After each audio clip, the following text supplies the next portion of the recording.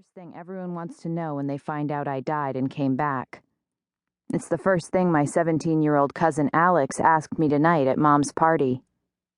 Did you see a light? No sooner were the words out of Alex's mouth than his dad, my Uncle Chris, slapped him on the back of the head. Ow, Alex said, reaching up to rub his scalp. What's wrong with asking if she saw a light? It's rude, Uncle Chris said tersely. You don't ask people who died that. I took a drink from the soda I was holding. Mom hadn't asked if I wanted a huge Welcome to Isla Huesos Pierce party. But what was I going to say? She was so excited about it.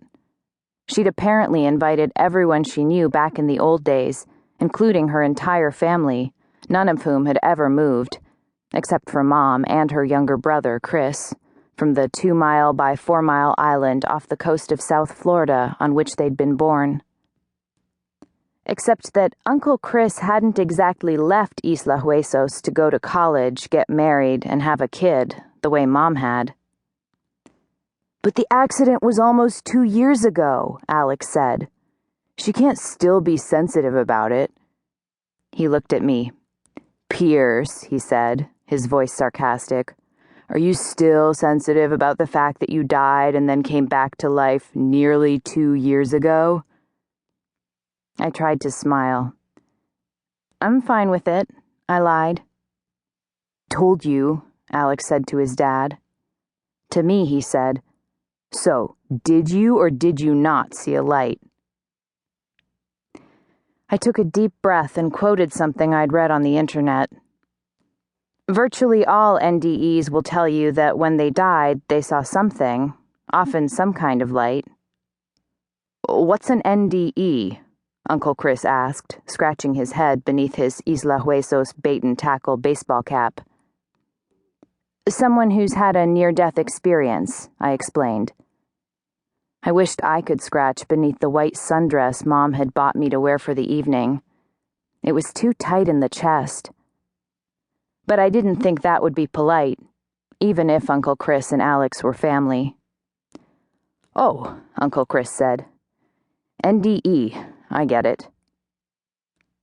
NDEs, I'd read, could suffer from profound personality changes and difficulties readjusting to life after, well, death. Pentecostal preachers who'd come back from the dead had ended up joining biker clubs. Leather-clad bikers had gotten up and gone straight to the nearest church to be born again. I thought I'd done pretty well for myself, all things considered. Although, when I'd glanced through the files my old school had sent over after it was suggested that my parents find an alternative educational solution for me, which was their polite way of saying that I'd been expelled after the incident last spring, I saw that the Westport Academy for Girls may not necessarily have agreed. Pierce has a tendency to disengage. Sometimes she just drifts off. And when she does choose to pay attention, she tends to hyperfocus, but not generally on the point of the lesson. Wexler and Tova testing suggested. But that particular report had been written during the semester directly following the accident, more than a year before the incident, when I'd had a few more important things to worry about than homework. Those jerks even kicked me out of the school play, Snow White, in which I'd been cast as the lead. How had my drama teacher put it?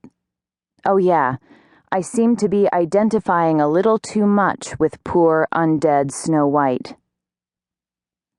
I don't see how I could have helped it at the time, really. Because in addition to having died, I'd also been born as rich as a princess, thanks to Dad. He's CEO of one of the world's largest providers of products and services to the oil, gas, and military industries. Everyone's heard of his company. It's been in the news a lot, especially lately. And I also happen to have been born looking like one, thanks to Mom. I inherited her delicate bone structure, thick dark hair, and wide dark eyes. I also, unfortunately, inherited Mom's